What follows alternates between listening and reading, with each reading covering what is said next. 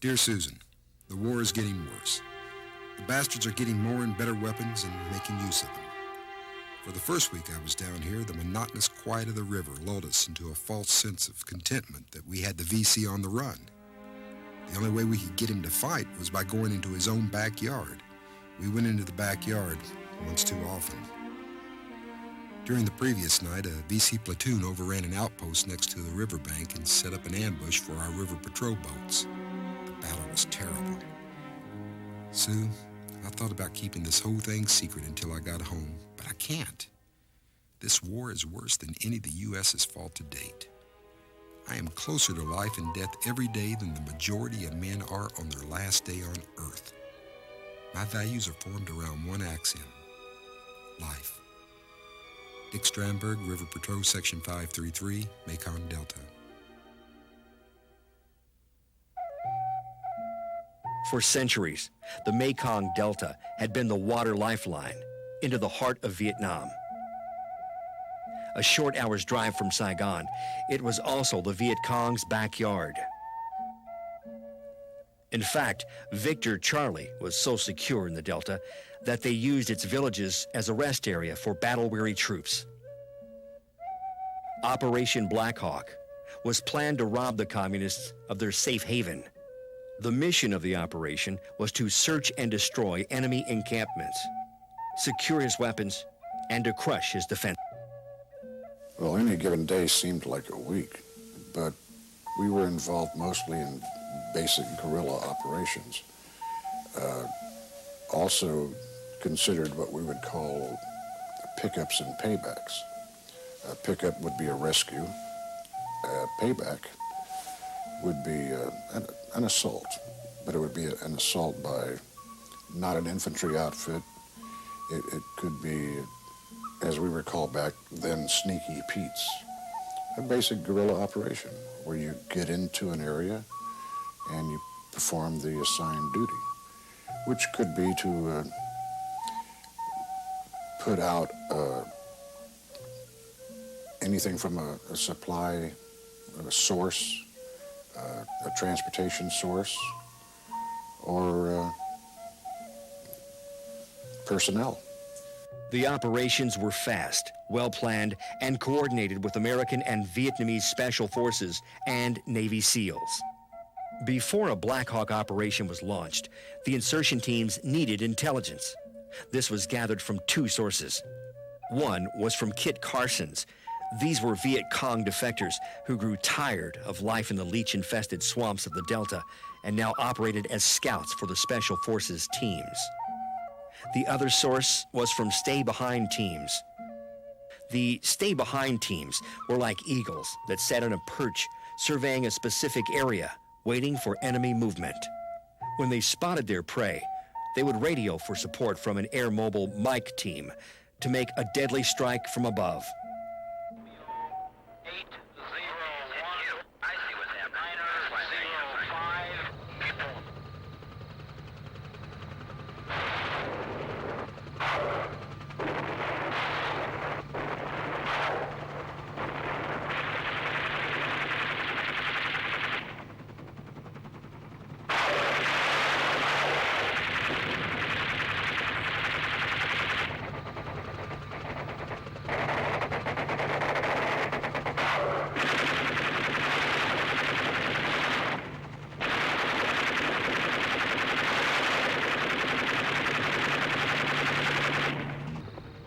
One of the most successful of the Black Hawk operations occurred in early December of 1966.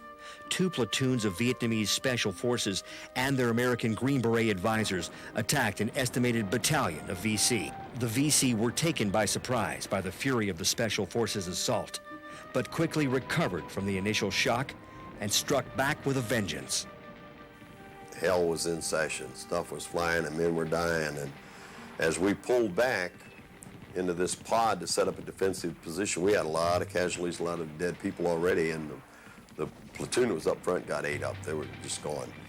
And the recon guys gave suppressing fire and held out, but when you got, you hit a hornet's nest with a stick, you're in trouble. And we'd walk right into their complex, so they had everything right there and could deal with us. The SF troops laid down suppressing fire as they got on their radios and called in air support from waiting fast movers and the always welcomed gunships. God, there was support on the Horn, and the Captain Buca kept things coming. We had artillery support, jets were making passes. I instantly crawled across, checking to make sure that they hadn't put any ordnance or booby traps in there to blow up the chopper when it landed in on us, because there wasn't that much room. Still, the VC fought on, lobbing grenades and spraying fire from their AK-47s. It was an impossible situation, just shoulder to shoulder fighting and keeping the volume to keep them off. And when I heard those heavy machine guns, I thought, man, we're not even going to get choppers in here. They'll blow them right out of the sky coming in to us. As the battle raged, one desperate VC assault nearly broke the fragile Special Forces line. I think I got hit probably an hour, hour and a half. No, it wasn't even that, actually, probably the first hour. And I looked down, and there was my buddy Clark Carell laying there with 2 AKs in his chest. And I hollered the first time. Nobody could hear me with the volume and the intensity of the fight. I hollered the second time, and you couldn't hear one another from where we are apart. And I looked down at my buddy Clark Carell laying there, and hell, if you're going to die, you might as well do it with style. I looked at my buddy, and I said, boy, look at you, just like a C license holder. You're a lower jumper than me in the free fall scale. And I said, just like a C license holder, you let them kill you. The third time I hollered, it was almost as if everybody had changed magazines and stopped shooting. There was a little lull enough where I hollered. I said, we need some help over here. There's a hole in the perimeter. And at that time, my lieutenant grabbed 3 of the guys in the squad, and he said, get over there and help Sergeant Rock on the other side of the perimeter.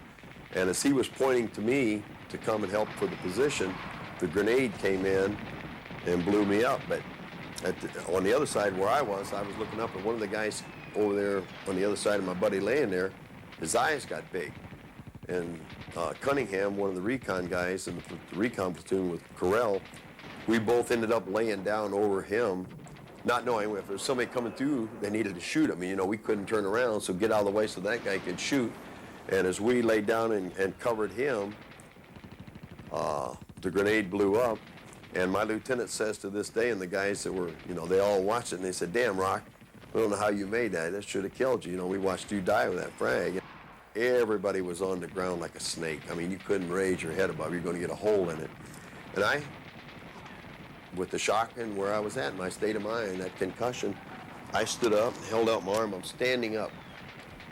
And I'm looking at the blood funneling out over this eye, and I'm just, oh, man.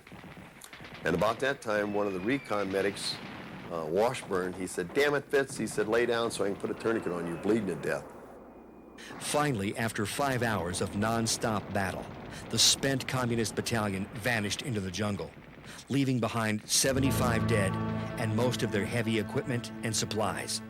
The SF warriors had intercepted an enemy force that was planning to overrun a nearby friendly village. Their action not only saved the village, but also took the enemy strike force out of the war for many months. As the Blackhawks began to break the communist hold on the Delta, the war in the highlands was heating up. And America was about to throw more fuel on the fire.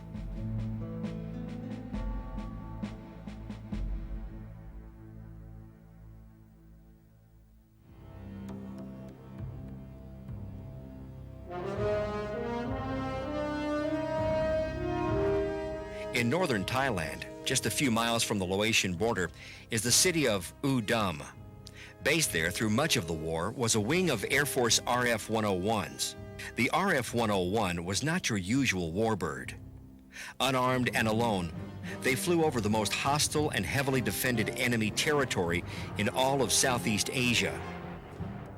The tactical reconnaissance pilot who flew these ships acted as the eyes of the U.S. military in Nam.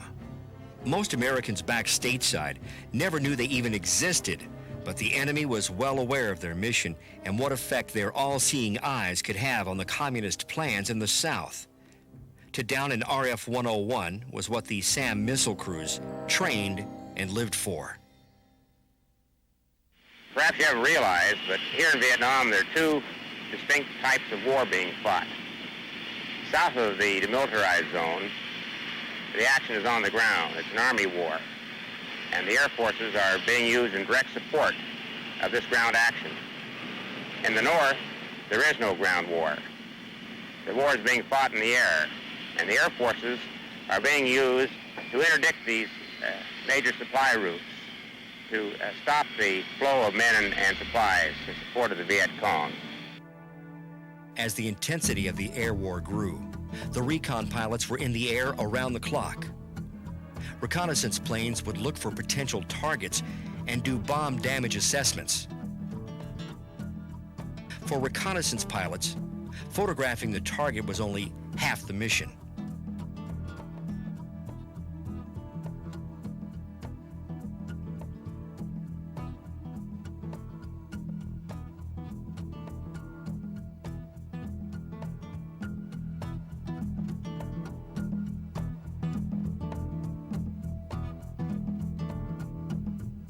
An hour after the aircrafts returned to base, negatives from the various cameras began to emerge from the rapid automatic processing machines.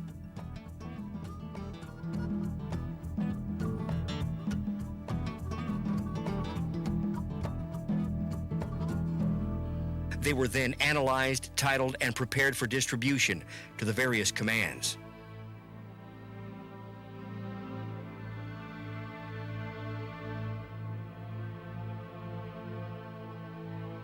Among the first to view the film were the pilots who risked their lives to obtain it. Hold it. There's the idea rail bridge. All right, what a picture. You have the approaches and everything real good. The approaches have been repaired. Bridge is definitely back in business. Looks like it's ready to handle traffic. Sergeant Palmquist, make sure that this film gets on the first available courier to headquarters.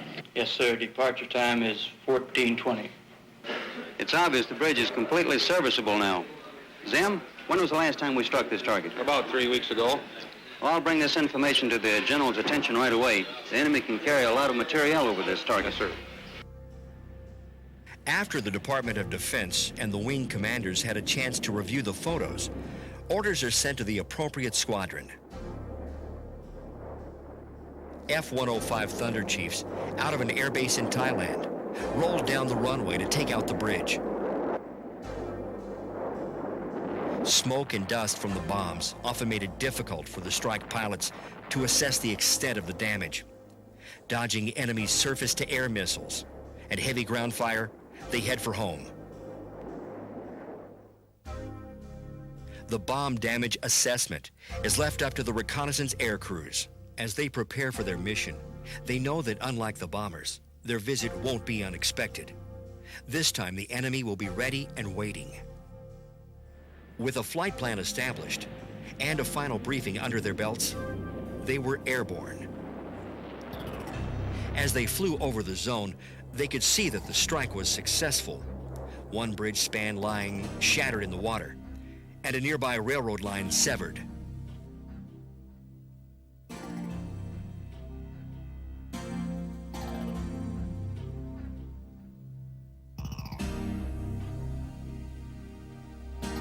But the enemy wasted no time in repairing the damage, and in a matter of days, the same air crew would be back to take out the bridge once again. In Vietnam, the enemy's respect for American air power was so great that the movement of men and supplies during the daylight hours was virtually non-existent.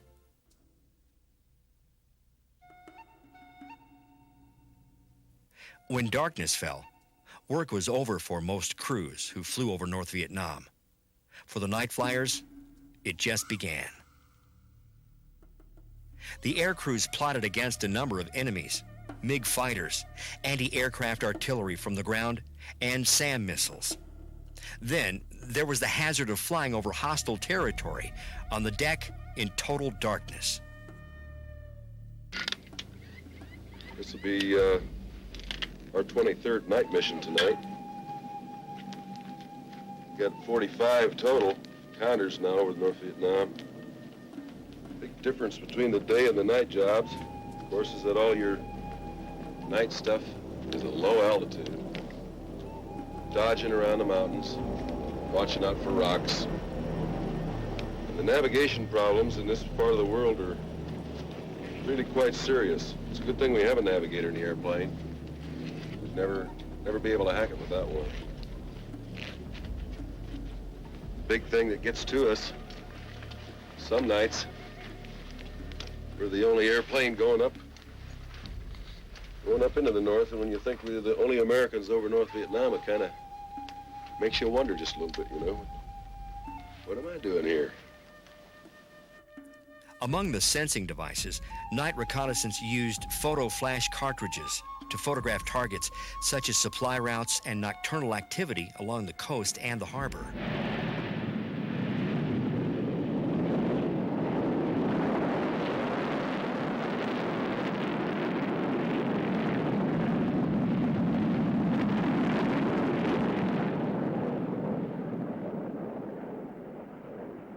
As the plane approached the target area, the pilot extinguished the running lights. Then the photo flash cartridges were ejected, and a light sensor triggered a camera mechanism. Results of the night's work, troops moving along a country road, are discovered and targeted for an early morning surprise. The North Vietnamese may have been able to hide during the daylight hours, but they could not hide from the eyes that saw in the night.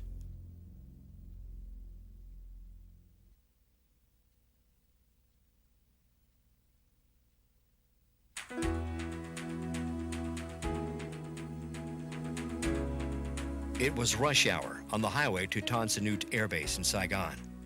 Tan Son Nhut was a hub of military air operations in Southeast Asia. From there, a different kind of tactical reconnaissance operation was flown.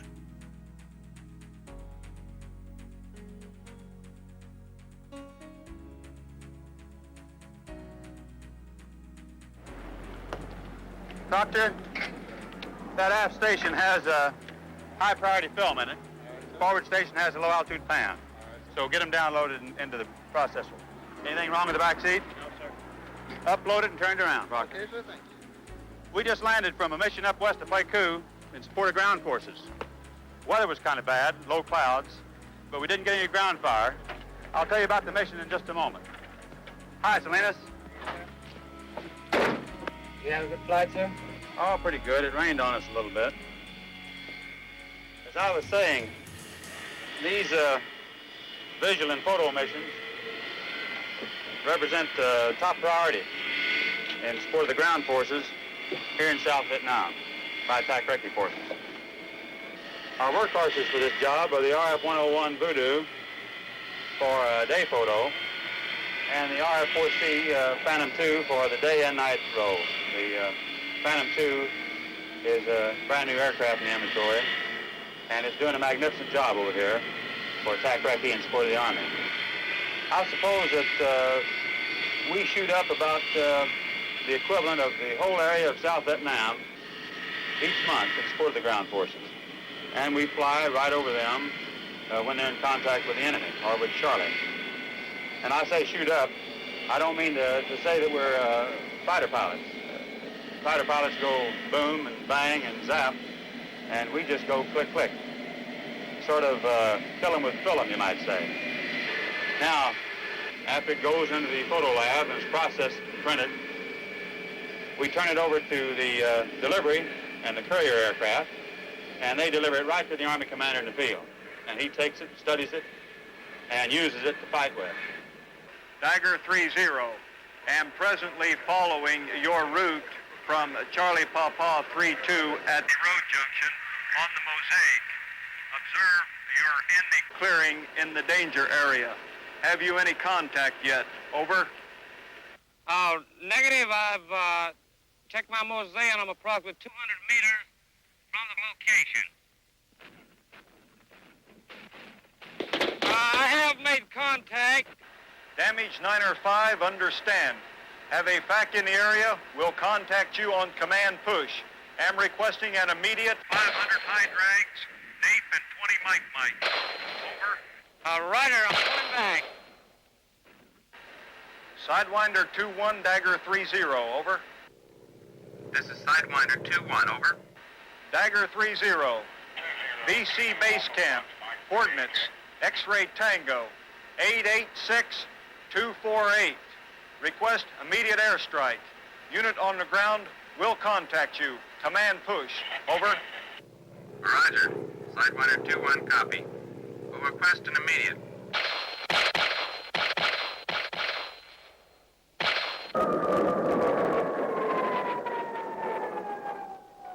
Here they come!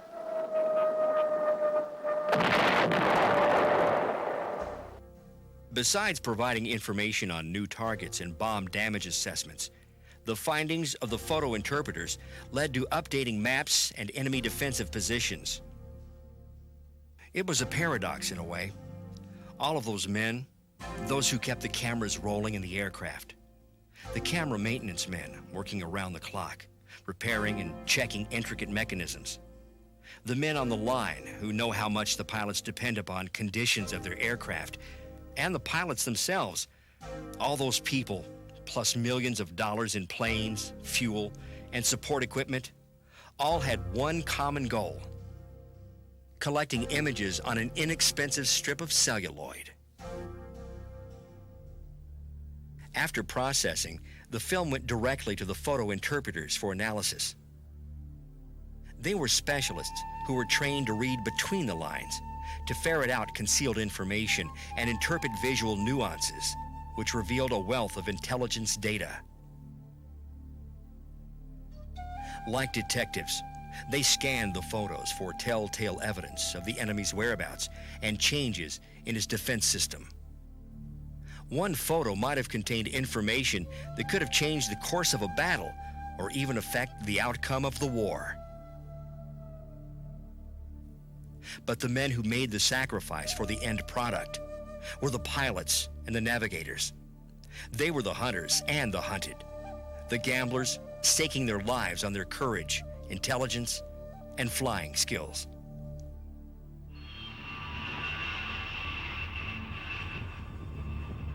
Most would have to admit that the only thing standing between them and the surface-to-air missile was a healthy dose of luck.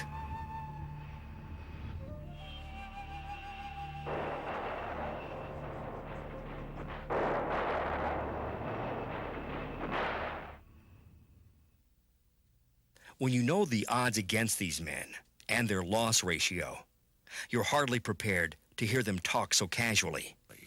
My own personal remembrance of that particular mission was being able to roll up on the side and look down underneath the aircraft and see two smoke trails from missiles going underneath me, to look behind me and to be able to see two missiles going past my tail at my wingman, and to look up between the two aircraft. I was rolled up here, my wingman here, in a scissors, and see two more missiles come between us.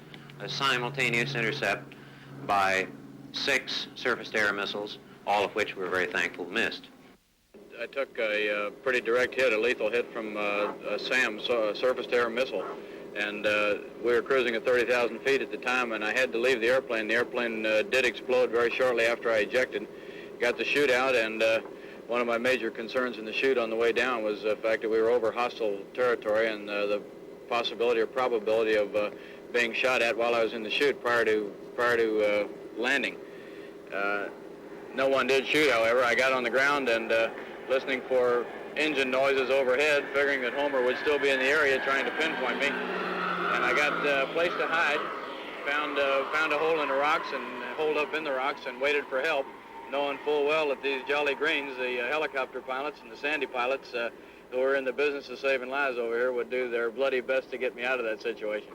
And lo and behold, it wasn't very long after that I heard the engine noises, and in came the Sandys, the A1Es, and I knew that the Jollies wouldn't be too far behind. Not long after this sequence was photographed, the same pilot was shot down again and rescued again. Whenever someone reached the magic number of 100 missions over North Vietnam, the aircrew would take time out for a celebration, pilot style.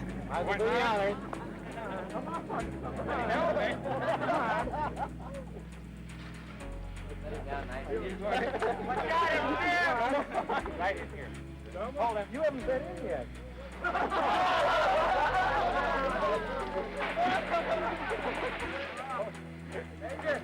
Then it was back to the schedule board. relationship of the SAM position. Even as these pilots were being briefed on the Tai Nguyen Iron and Steel Works 50 miles north of Hanoi, fighter bombers were pounding the hell out of the target. Soon the reconnaissance planes were on their way. A tough flight in any man's book, unarmed, right into the den of the lion. Crossing the Red River, inbound to the target, the anti-aircraft gunners wake up. Tai Nguyen was just ahead. The cameras were turned on as the pilots flew straight and level, now over the target. The moment of truth.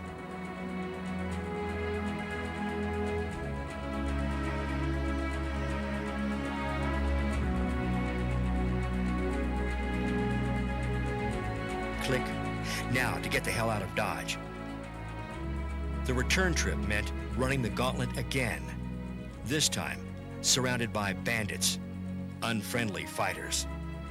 The recon aircraft could not fight back, so the pilots pushed the throttle to the firewall, relying on speed and his skill to escape. After 2 hours of dodging missiles, flak, and MiGs, the recon bird makes it home.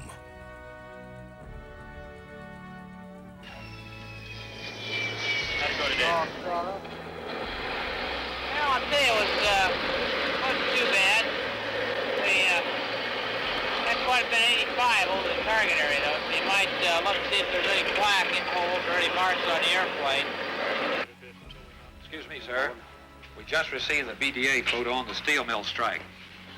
We really hit them hard this time, sir.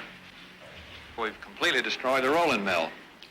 What about the rail line over here? There are hits throughout that yard. And the steam line here? Cut twice, sir. That'll really knock them out of business for a while. Yes, sir. Say, don't we have a follow-on strike scheduled against this target tomorrow morning? Yes, sir. 0500. The photos tell the story. The target is smashed. No need to go back today. The battle was routine, on a day like 100 that came before. And tomorrow, the same. Another day flying alone, unarmed and unafraid in Vietnam.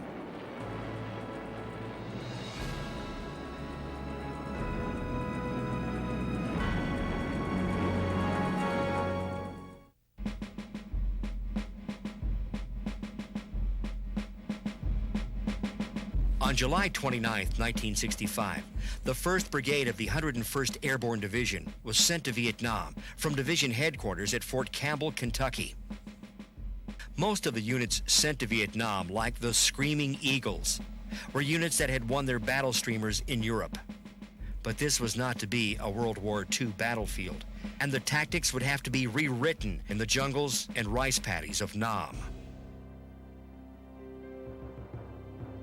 For U.S. military purposes, Vietnam became divided into 4 areas called Corps areas. The first Corps was the area immediately below the demilitarized zone, which separated North and South Vietnam, known as I Corps. This area was one of the worst trouble spots of the war. Every division, every combat unit of the United States Army, Marines, and the Navy was given an AO, an area of operation that we had general freedom of movement. It was a relatively unsophisticated army in the South. These were black pajamas and pith helmets and rusty rifles from the French, when they were there. In the North, no. They had artillery, they had mobility, they had discipline, they wore uniforms, they would stand and fight. And they had a logistical base. It was right across the border. I mean, they didn't have to go far to get it. Plus, they could shoot at us from across the border. Because the U.S. command strategy was to pursue and engage the enemy wherever he might be, there were never any clearly defined fronts. With the enemy all about them, U.S. military forces in I Corps had their hands full. To address the situation in I Corps, the U.S. command organized Task Force Oregon. The men of the 101st found the enemy to be well dug in and tenacious. Digging them out and keeping them out was a full-time assignment that occupied the 101st from early May until September 1967. We didn't do a lot of fighting at night, and they did. We would hunker in. We would go into defensive posture at night. We would ring in. We would tighten, gather the wagons. We would try to do the best we could, send out listening, posts, devices, be within earshot, do all this kind of stuff, flares, but no great assaults. We reacted. We weren't trained to fight at night, but they did. They were unstructured, and they did a hell of a job, and they would infiltrate, and they would get into our britches and in our face, unseen and unsighted and unsmelled, and blow our buns off. Our kids were unbelievable, the training they had. Remember, the draft was still on, and we were getting kids who were coming in and doing the best they could, being trained to come over, dig a foxhole, climb in. They couldn't see the enemy. They couldn't smell the enemy. And in most cases, when you thought you were killing them, when you woke up the next day, there were no bodies. And you thought, by God, we shot up, 1 million rounds of ammunition and there were bodies. There was some blood trail, but they took their killed and they took their wounded. And that was, from a morale standpoint, you'd shoot up all this ammunition. We took wounded, we took kills, but there was nothing out there. It was terribly difficult for that young private in that PFC to understand that they weren't shooting a ghost. For the 101st, Vietnam meant a change in the nature of the division. No longer would the Eagles jump into battle, but would reach their LZs by helicopter. This was the Air Mobile that was to become synonymous with the Vietnam War, and no unit was more suited or better trained to fight it than the 101st Airborne Infantry Division. The mission of the 101st was still to go out, find and fix and eliminate the enemy, but they were changing the 101st to Air Mobile. We now were 101st Airborne Division, parentheses, AM, Air Mobile. We now had to think from 2.5 miles an hour, the walking speed of the foot soldier, 2.5 miles an hour, to 80 knots an hour, 80 knots, 100 miles an hour. All of the artillery that was allocated to the division, traditionally, the 105s, the 155s, we now could airlift it. We didn't have to shoot from the sea. We could go in and shoot. We could take them in, put them in at 8 o'clock in the morning, let them shoot up 1,000 rounds, and extract them before lunch. The American command had such confidence in the rightness of the Screaming Eagles for this new kind of war that they ordered the 2nd and 3rd Brigades of the division to Vietnam in August of 1967. The rest of the 101st arrived in Vietnam in December 1967 to join the 1st Brigade.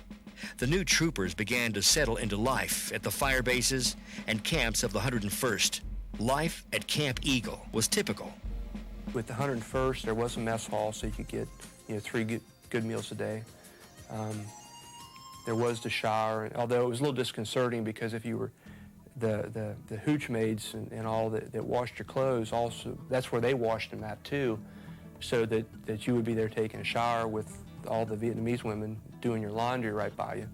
You kind of lost all sense of modesty, what little we probably had at that point. You had a roof over your head. We had bunks, had little compartments where you could kind of keep personal goods. And the hooch we had a pretty talented warrant officer who had cobbled together kind of a little bar out of rocket boxes and had actually done a little logo of 101st, but instead of the eagle, had a Playboy bunny, and it was the logo he had on the bar. And you could buy gin over there for about $2.75 a quart, I think. And then I got my family to send me cocktail olives over. So we could actually have kind of cocktail hour and have martinis. When we moved north and went up to Camp Eagle,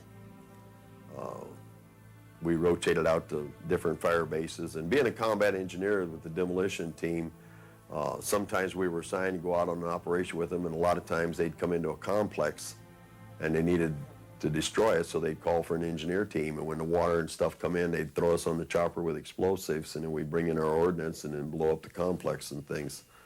But a lot of the times we would just be out walking with the infantry, and the riflemen just like the grunt, and then when it's all done, the shooting stops and the engineers get your stuff out and blow up stuff. We should have been paid twice. Within a month, the Eagles had completed their training in country and embarked on their first combat missions. First 10 months in country was all around between Saigon north of the border and the areas that I mentioned. That was our area of operation. Rice paddy area, jungles. Tay Ninh was a crazy place. There was the rice paddies in a big open area, and out in the middle, like some kind of a painting that somebody drew, there was this beautiful mountain right in the middle. It was called the Black Virgin Mountain. And while we were working in that area, there was ferocious firefights going on. They tell me there was the special forces and a communications center on top of the mountain, and the bird dogs are out running and chasing and going up into the mountain after them, and the whole thing was honeycombed with tunnels and caves and stuff. So it was their mountain, and here we had a place on top and pursuing and engaging whenever we could find the enemy. I remember at night we could see that there's no boat traffic in the little harbor. But at night, all those little things out there, little junks with their lights on, you know, and their dinging bells, you know, and the ducks down there by the coastline. And it was almost like a picture postcard. You know, in certain areas of Vietnam were quite beautiful. In December 1967, just 23 years after the battling bastards of Bastogne had celebrated Christmas by holding out against impossible odds and a larger, better supplied enemy in the bitter cold of the Ardennes, the newest generation of Screaming Eagles had their Christmas in Southeast Asia, and a tradition familiar to their fathers.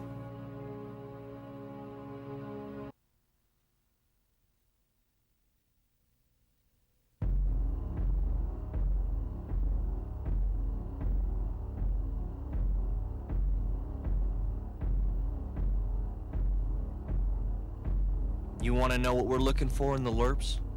We want a special kind of person. Someone with an average of 13 and a half years education, 20 to 21 years old, even-tempered, likes the outdoors, is willing to undergo selective, intensive training, and can work in small groups. And one last thing, preferably an orphan. One of the most successful innovations of the war in Vietnam was the formation of the Long-Range Reconnaissance Patrols, LRPs.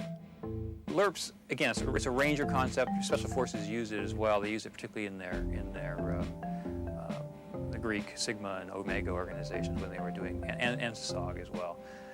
It's just any special unit, small unit that goes far away from the parent unit.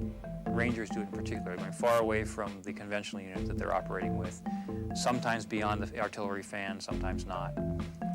But they just going way out into enemy territory, looking for, usually for multiple days, looking for intelligence. Generally, their rules of engagement are not to fire unless fired upon. Keep yourself very, very quiet, just look.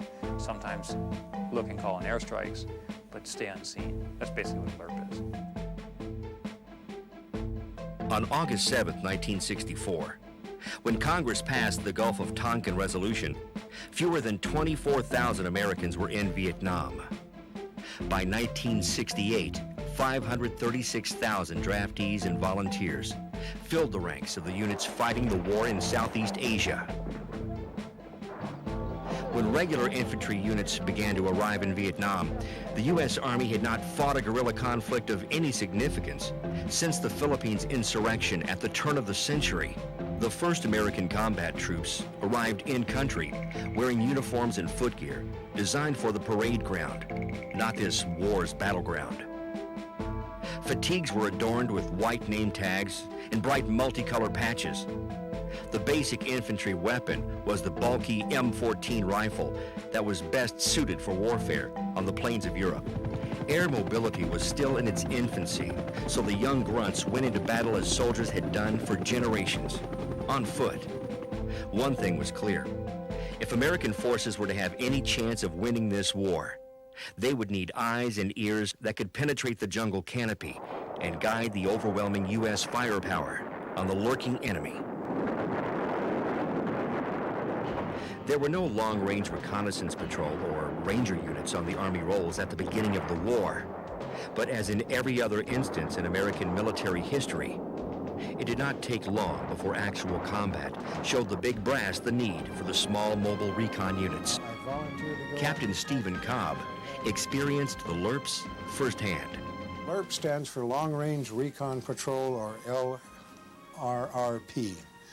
And the Army lexicon, of course, having lots of initials and acronyms, we used to just call them LRPs. They had good field rations that you could just mix water with, and they were a favorite among the troops in Vietnam. Their mission was a very hazardous one. They would go out in small groups of 5 to 10, sometimes larger, but usually smaller, looking for concentrations of the enemy, whether it's headquarters or supply bases or enemy movements. And this includes going out and looking on the Ho Chi Minh Trail. They're very highly trained, very skilled. They're almost like special forces. In fact, many are special forces qualified. And their job was to find and report enemy positions, movements, headquarters, supply buildups, largely an intelligence role, and highly dangerous. Operating for a week at a time in 6-man teams, often out of the range of any friendly support. They were the eyes and ears of the infantry units they supported. Dear Rhett, I'm living in a green world with green canvas roof over me, green sandbags all around me, dressed in green camouflage fatigues, and sitting on a green cot that once was white, but now mildewed. All around me are jungles of green where I live, fight, and will probably die. It is raining fairly hard. Fog has cut the visibility to 70 feet at noon and 0 at night.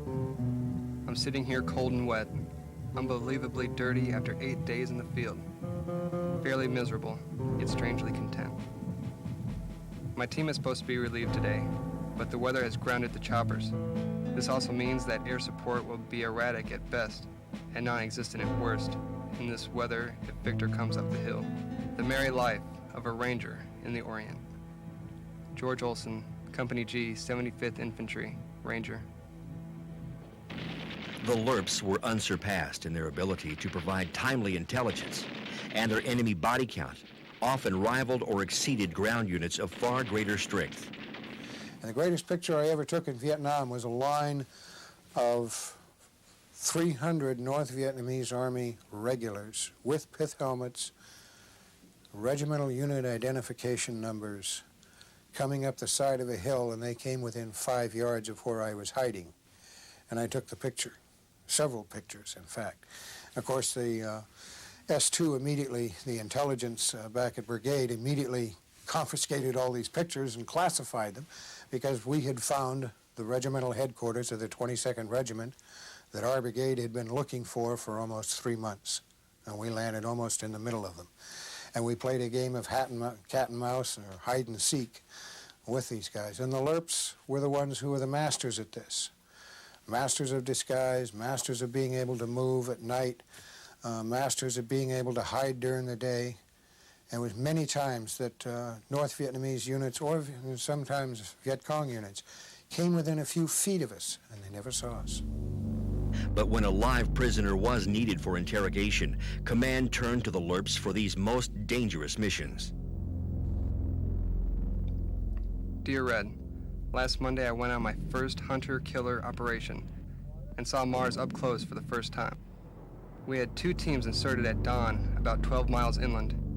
We set up around a trail when a lone NBA officer walked into the middle of us. We tried to grab him, but he panicked and took off in a blizzard of shells. I had him in my sights.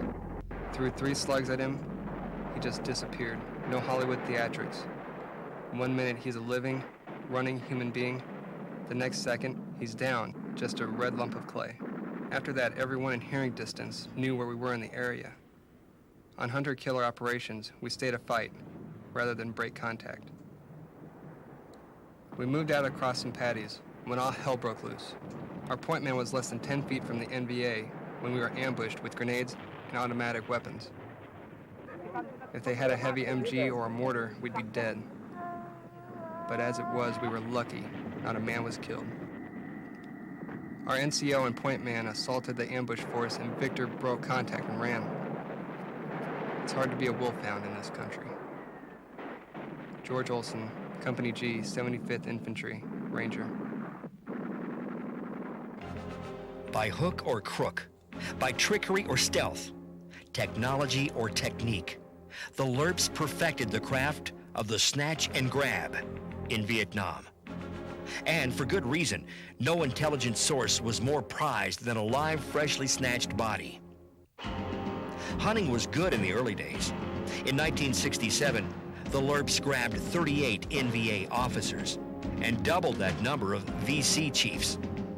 But as the war went on, the enemy devoted more and more troops to counter the recon units. By 66, North Vietnamese are getting pretty used to these guys, start coming up with pretty good ways to counter them. There's only so many. They always come in by helicopter. Generally, the thing was you'd come to several clearings, the helicopter would go down in all of them. One of them, the guys would get off. And so anybody watching would just see the helicopter coming down. They wouldn't know which clearing they got off in. Problem is, there's only so many clearings in jungles of Laos. A snatch meant initiating contact in dangerous areas against forces that usually outnumbered the teams 50-1. The typical mission would involve 8 men, 6 Lerps and 2 scouts. They would insert by air or river, depending on the target. Once they located their target, the team would set up a perimeter to protect the zone around the grab. The team leader and at least one of the scouts would go in and grab the prisoner. Fear of the men in green faces and total surprise could subdue the target.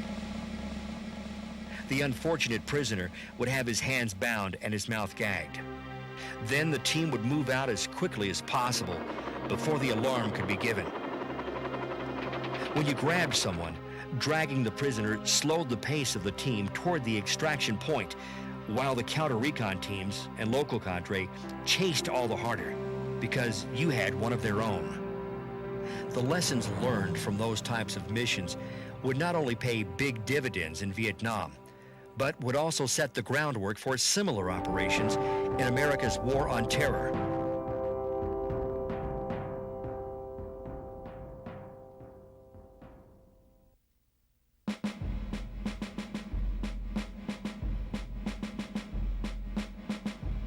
Only 13 Lerp units saw action in Southeast Asia.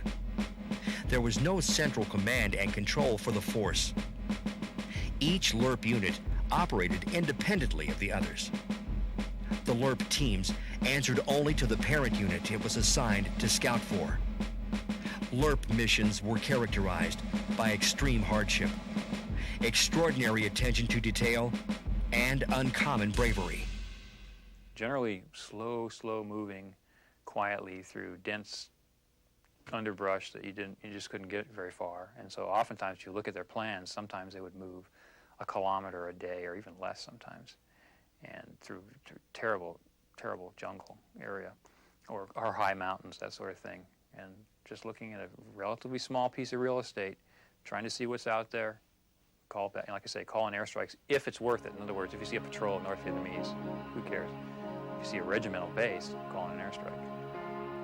The following is typical of the accomplishments of the recon trooper. Well, the second time I was wounded was when we were on a long-range recon patrol or Lerp mission, and we were 70 miles into enemy territory. And we got out to sneak around and see if we could find where the regimental headquarters of the bad guys were. In particular, we were looking for the 22nd NVA Regiment. We knew they were somewhere in the area, but we didn't know exactly where. So for 5 days and nights, there were 6 of us. We played hide and seek with the North Vietnamese Army Regiment. And we carried AK-47 rifles, so if they fired a signal shot, we'd fire one back and they'd think it's our own troops. We carried 2 radios in case one was destroyed, and we had to evacuate. So after 5 days, we were finally discovered, and we had to extract in a hurry, and it was about 10 o'clock in the morning. And 5 of us had over 500 North Vietnamese bearing down on us. So we asked the helicopter in the U.S. Army and the U.S. Air Force fighters to please hurry up and get over there and protect our tails. And they were extracting us from a hilltop, and the North Vietnamese opened fire with mortars and machine gun fire. And the mortars immediately bracketed or landed on either side of our position. And as I was helping one of the men onto the helicopter, a mortar round exploded just behind me. and I was blown onto the floor of the helicopter, but we successfully lifted off. And Army medics, who usually are cute and have a good sense of humor, came over and started helping me, and my back was all bloody from where I'd been hit with multiple fragments, and I was hurting, and he said, "Do you need some morphine?" I said, "Well, I think it would be really appreciated." So he gave me a shot of morphine, and then he started picking metal out of my backside. And just after he started, and I was not real happy with the process, he said, "Well, how about a cigarette to help ease the pain?" And I told him I gave up smoking in college, and in a very condescending voice, he said, "Lieutenant, there are 3 times in your life when a cigarette tastes real good. 1 is after good food, 2's after great sex, and 3's after you've been shot. Now, you just qualified for all 3, so pipe down and take a drag." And unfortunately, he was right on all 3 counts. It helped, and I've been smoking ever since. The troops who volunteered for LRP duty were a unique group in a unique war. They were not super soldiers any more than the thousands of other brother warriors in the line units. Yet they performed super feats that earned the respect of friend and foe alike. The VC and NVA had little trouble following the buildup of American military forces in the South. What surprised them was that these round eyes would try to out-guerrilla the guerrilla. They would learn the hard way that these soldiers were very adaptable. I think the Special Forces were unique because of their advanced training. They had to be qualified in multiple systems involving weapons, radio, medical. They had special language training. Their sum of training took over 1.5 years before they could be qualified. They all had to be airborne qualified. And they weren't stuck on the hill. So in a way, they felt sorry for the grunt who was stuck on a hilltop or with a unit and who didn't have the freedom of movement. And part of their uniqueness was their esprit de corps, based on all of this training and their ability to move and their ability to shoot and communicate much more rapidly than those of us in the regular Army. But it also meant they were exposed to a greater level of danger. But again, the higher the level of danger, the more the camaraderie that exists. The only group that's really comparable to Special Forces would be Navy SEALs. And they have a tremendous camaraderie based on shared danger, very extensive training, which makes them uniquely qualified for many different roles in combat. The first formal record that the communists were aware that the LRPs were seeking them out came during Operation Austin II in April 1966. LRPs from the 1st Brigade of the 101st, operating near Fontoot, surprised and overran a small VC training camp on April 16th. The subject of the class was Beware American Long-Range Patrol. Captured documents from the other operations revealed that the enemy's common name for the LRPs was the Men with Painted Faces. This was in reference to the green and black camouflage grease paint that the LRPs applied to all uncovered areas of their skin. As more and more units entered the war, the need for trained recon troops grew. On September 15, 1966, General William Westmoreland directed Colonel Francis Kelly, commander of the 5th Special Forces Group, to establish the Recondo School at Nha Trang. The veterans of Project Delta and the Laos operations became the instructors. LRPs now had a place to train and learn their skills, besides in the jungle, where one mistake could cost many lives. The school was modeled after the one Westmoreland had created for the 101st Airborne back in Fort Campbell, Kentucky, in the late 50s. I had a couple of more months at 1st Army Headquarters, and then I relocated to Fort Campbell, Kentucky, because my orders were to the 101st Airborne Division, which was now in Vietnam, up in the northern section just south of the Marines, up in the Hue area. And of course, everybody remembers the Battle of Hue and the Marines' involvement at Hue. And the 101st had been allocated a very, very, very large piece of geography to operate in. Now, if you have to understand that up until this period of time, 1968, the 101st Airborne Division is airborne.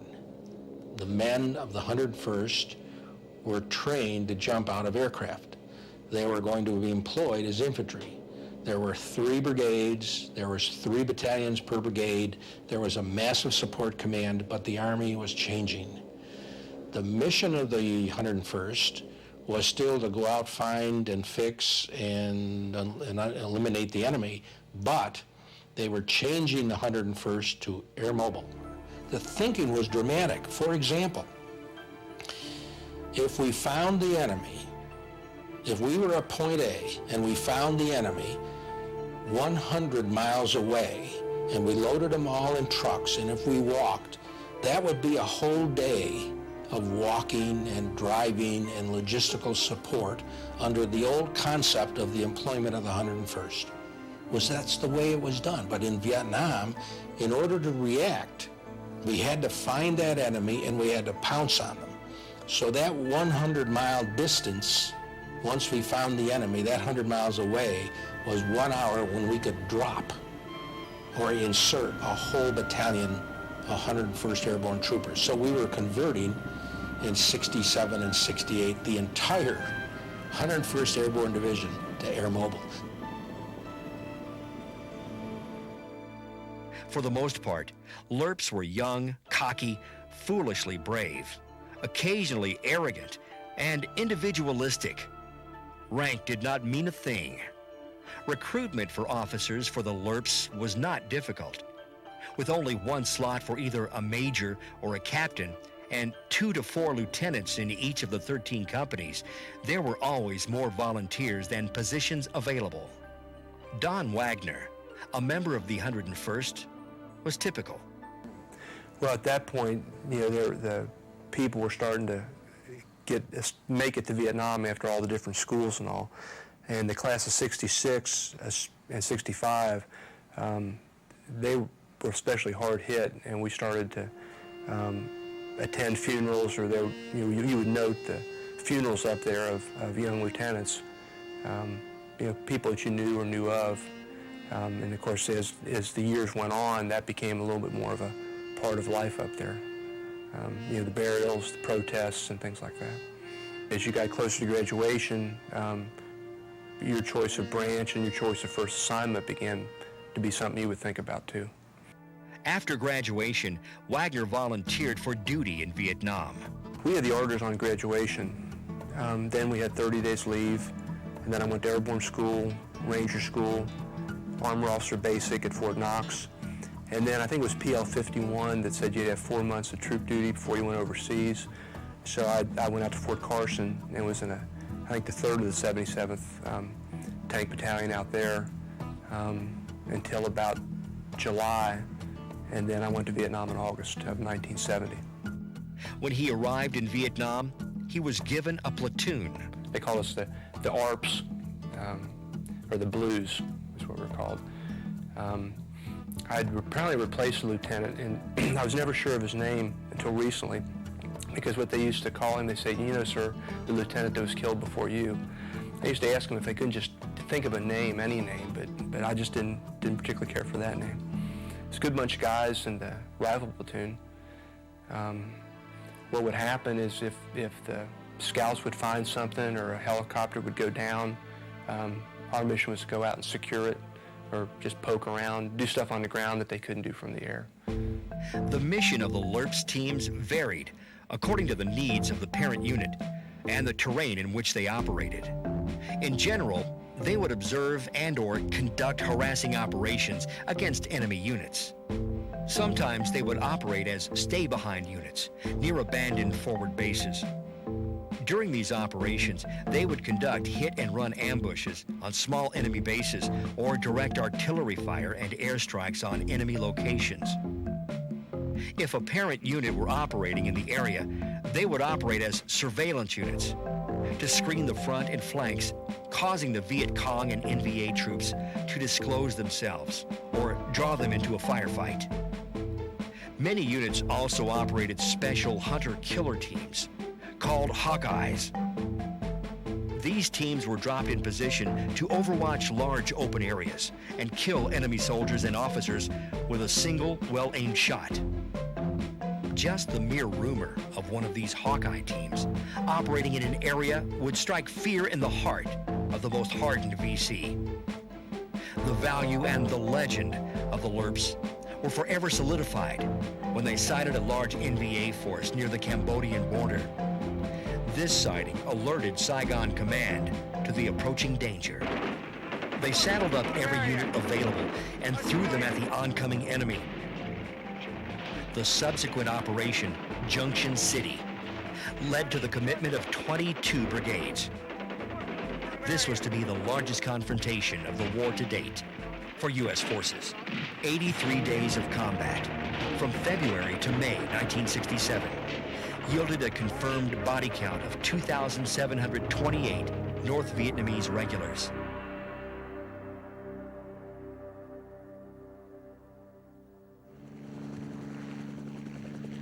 Vietnam offered a vast variety of terrain and combat conditions.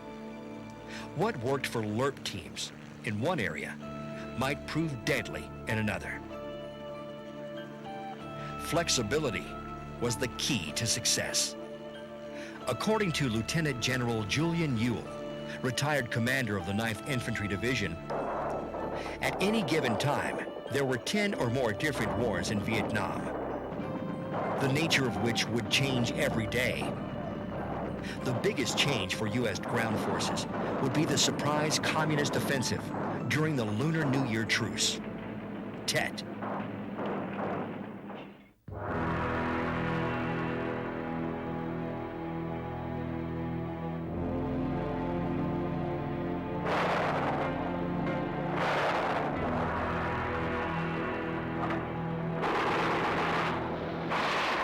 Awakening to the sound of explosions, Rear Admiral Kenneth K. Veth, Commander, U.S. Naval Forces, Vietnam, moved to the rooftop of his rented house to witness a dazzling display of rockets and flares lighting the Saigon night sky.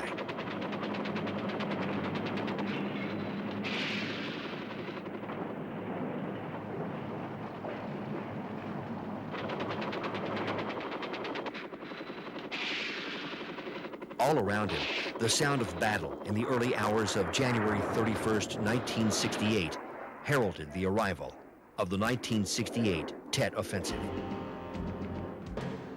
Armed with automatic weapons and hand grenades, the Admiral and his housemates waited for the assault in their quarters they knew were coming.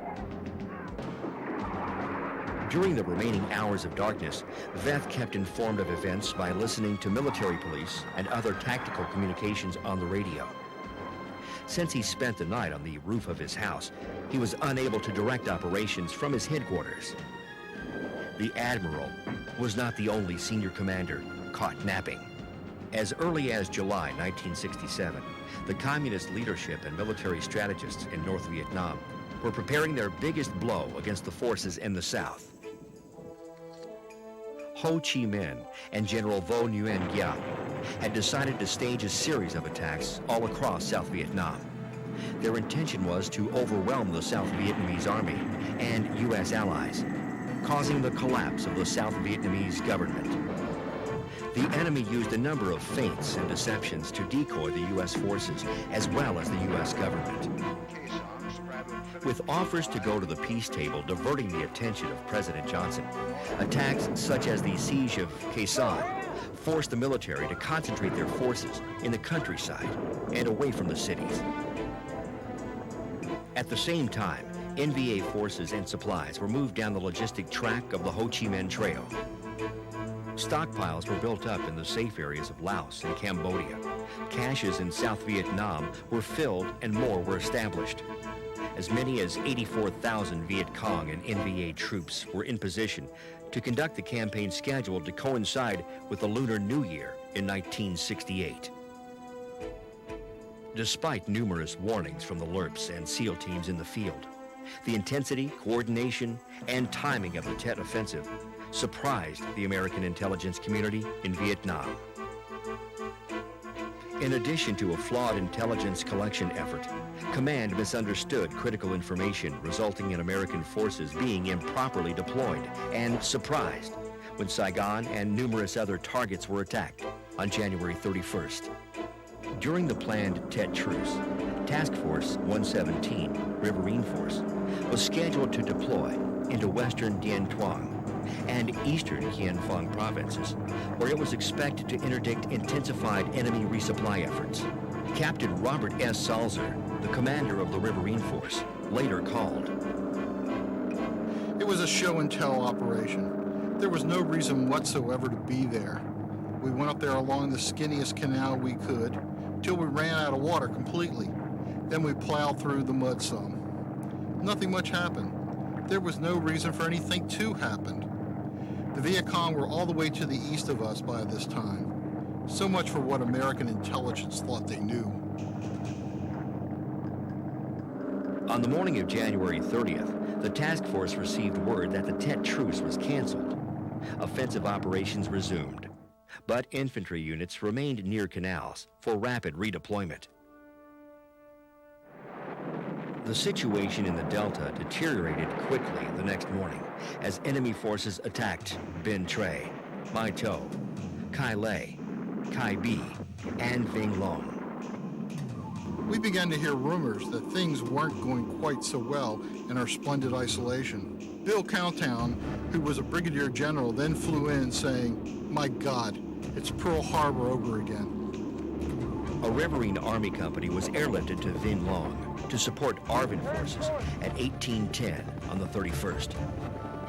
Another company was flown to reinforce the defenses of the permanent Riverine base at Dong Tam, near Mai To.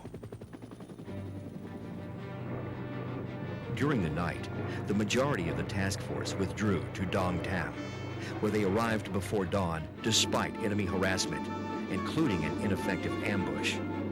In the fiery glow of the nearby fighting, the Riverine force was resupplied and moved out at daybreak.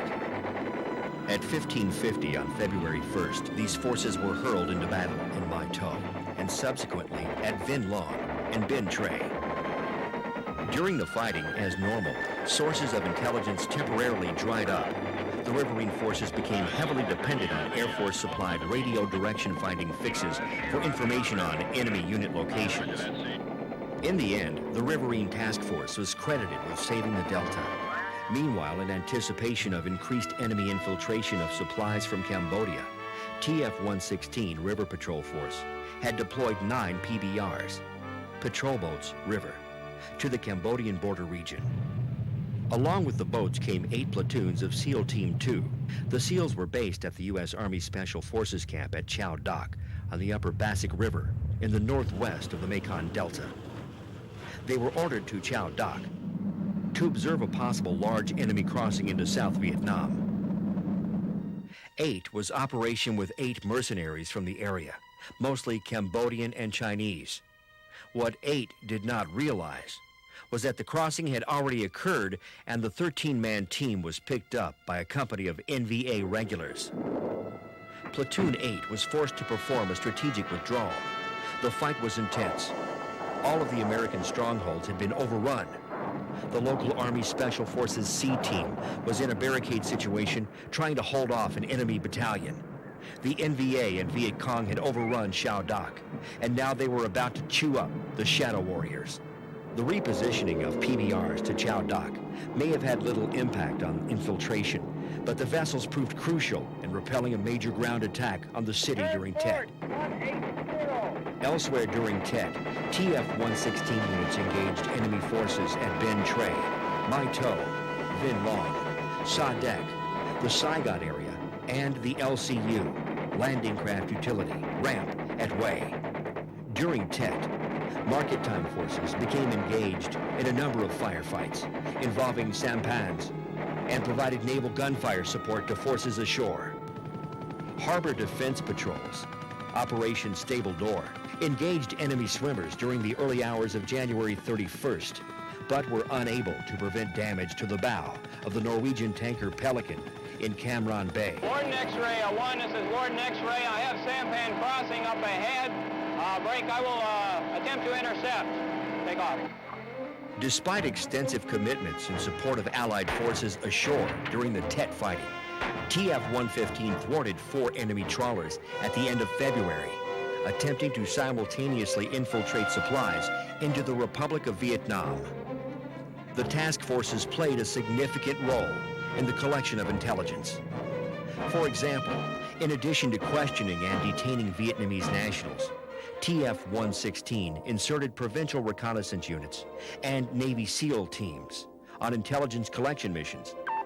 In support of TF-115, naval aircraft conducted patrols along the Vietnamese coasts. In spite of the assets available to U.S. Corps commanders, there was an intelligence failure at Tet. That failure was composed of many elements. U.S. operational commanders generally placed a low emphasis on intelligence collection, and it was only in isolated cases that field commanders were successfully given intelligence briefs and then meaningfully debriefed after an operation. Reports of increased foot traffic from Laos and Cambodia were ignored. Analysis of such information would have assisted the field force in interdicting enemy forces. Rather than utilizing their special warfare skills for intelligence purposes, operating forces often misused the SEALs, Rangers, LRPs, and SOG as covert infantry units. Their abilities to conduct infiltration and reconnaissance, as well as to run agent nets, were often ignored in the rush to employ them in disrupting and destroying specific enemy targets. American crews were affected by pressure to produce. An advisor who served in the Mekong Delta observed, American PBR crews will stop anybody and take in 50 people and call them suspects if they feel that the pressure is on them to come up with some suspects. The decentralization of special ops control best fitted the different kind of war the individual units and teams had to fight, but it offered little opportunity for these teams to share lessons learned in the field. Despite the fact that the LRPs and SEALs teams were playing a major role in every command in Vietnam, the rest of the Army was still not forming similar units. As a result, on February 18, 1968, the 3rd Brigade of the 82nd Airborne Division, one of the last units to arrive in Vietnam, did so without a recon organization. President Lyndon Johnson deployed the 82nd Airborne with only 30 hours' notice in response to the communist Tet offensive that began on January 30th. The brigade was immediately committed to the meat grinder battle raging in the streets of the imperial city of Hue.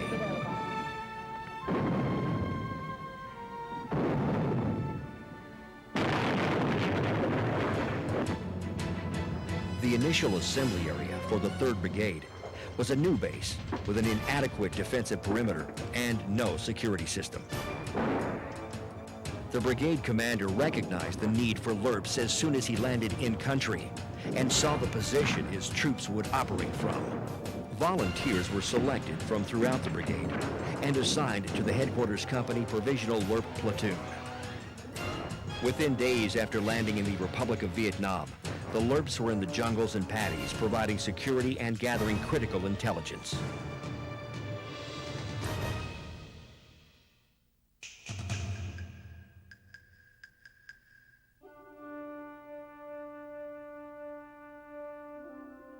As Green Beret, Navy SEAL, and Army Rangers were making headlines, one special ops group went entirely unnoticed and wanted to keep it that way. They were the greatest unsung heroes of the war, SOG. SOG was the brainchild of future CIA Director William Colby.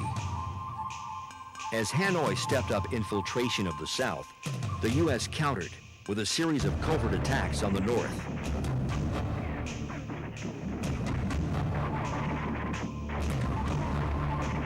The unit organized to send a message to the communist leaders was the Studies and Observation Group, SOG. It was commanded by an Army colonel, but its team included Green Berets, Navy SEALs, Air Force Commandos, and Rangers. SOG did not answer to the Vietnam Command in Saigon. Its only masters were the Joint Chiefs in Washington.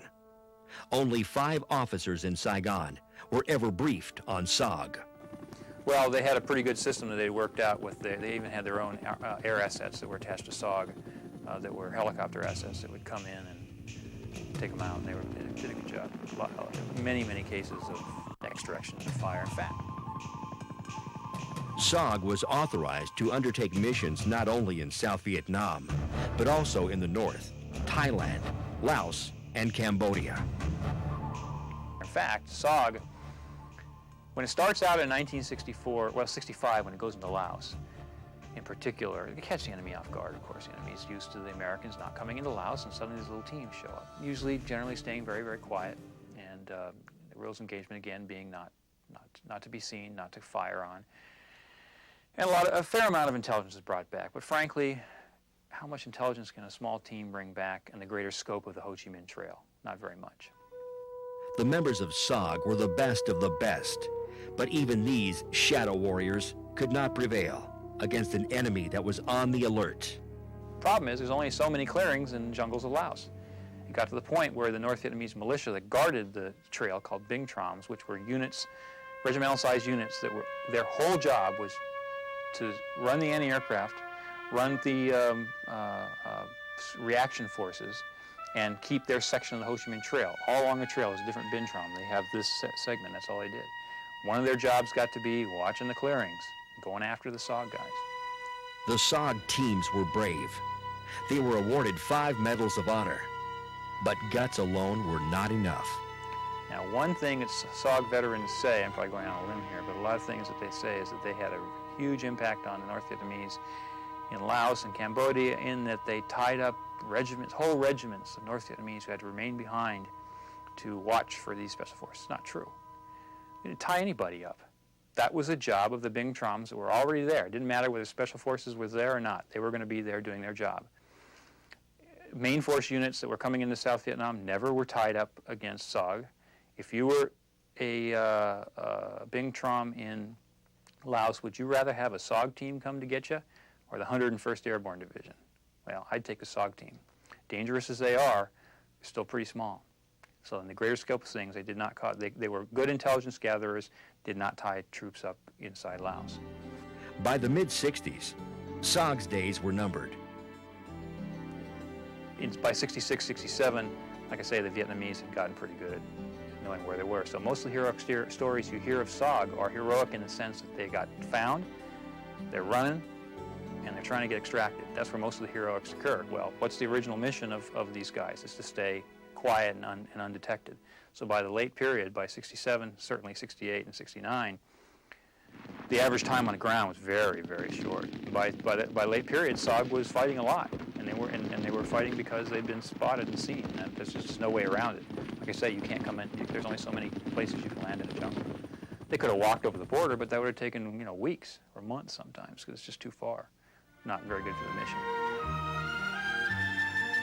By 1971, SOG was disbanded officially.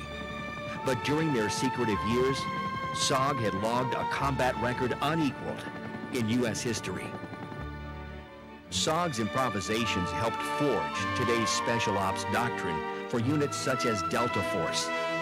It is no coincidence that U.S. special ops teams that probed deep behind the lines in Iraq were on blue light duty, the concept of which was developed by SOG.